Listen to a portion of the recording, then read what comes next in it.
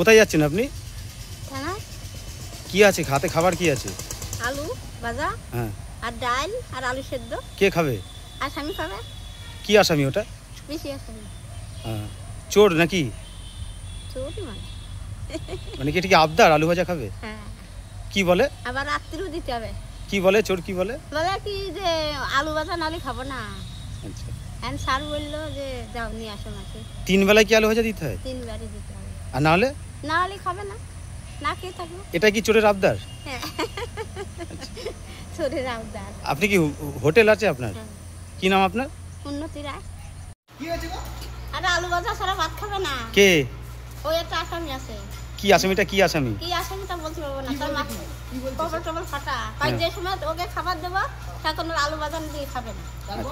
তারপরে আলু ভাজা করে দিতে হলো। আলু ভাজা ছিল না সেদিন? না ছিল না, পরে করে দিলাম। মানে কে বললো? সেটা শুনলো যে পরে শুনলাম লোকের মধ্যে শোনা লেসো এর মাজা বাঁকা বাঁকা আসছে। আচ্ছা, মানে এখন আলু ভাজা দিয়ে আসলেন? না না, সকালে দিয়েছি, আবার দিয়েছি, 2 বার দিয়েছি আলু। মানে আলু ভাজাটা খাবেই না? না, ডাল আছে, সবজি আছে, আলু সেদ্ধ আছে, তার আলু লাগবেই। আলু ভাজা লাগবেই। আচ্ছা, কি বলছে? আলু ভাজা দিতেই হবে। আলু ভাজা দেওয়ার পর কি খেলো? হ্যাঁ, খেয়েছে। অন্য ভাজা দিলে তখন কি বলছে? না, অন্য ভাজা হলে খাবো না, ওই খাবো না। তারপরে কালকে রাত্রি নাকি কোথার থেকে রুটি নিয়ে এসছে, হ্যাঁ। আলু ভাজা দেয়নি, সবজি ফেলে দিয়েছে। তারপরে তারা আবার আলু ভাজা করে দেয়, তারপর আলু ভাজা খাবে। তারপর আলু ভাজা করে দিল। তো কি অফিসাররা বললো থানার বাবু আলু হ্যাঁ, ভাজা? ওই যে বললো যে এক অফিসার বললো? অফিসারের নাম আছে। এক অফিসার বললেন? হ্যাঁ হ্যাঁ, কি বললেন? বললো মাসি যাও একটু আলু ভাজা করে নিয়ে আসো। কি করা, খুব জ্বালায় পড়ে গেছে।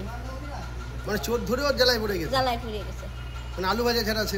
না, আলু ভাজা ছাড়া সে খাবে না। এবার তোমাদেরও তো চাপ বেড়ে যাচ্ছে। তাহলে কি করবো? ওই যে সেই ওই স্যারের নাম আসছে হলো, কি নাম তোমার? আমার উন্নতি রায়। আপনার হোটেল আছে? হ্যাঁ।